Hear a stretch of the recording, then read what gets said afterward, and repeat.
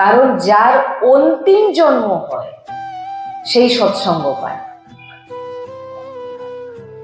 আপনি প্রত্যেকদিন আসছেন, সৎসঙ্গ বসছেন, ধামের সেবা করছেন, এটা শেষ জন্ম, এটা ভেবে নিতে পারে। কেন না, এখানে পৌঁছাতে গেলে, এই জায়গায় আসতে গেলে গুরুজিও বলে থাকেন, দেখবেন এই জায়গায় আর এই রসময় চর্চা,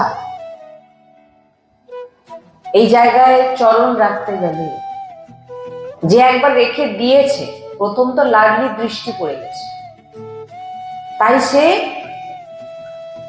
এই জায়গায় আসতে পেরেছে রাধাদির কথা। আর এই জায়গায় এসে যে সৎসঙ্গে বসে সৎসঙ্গ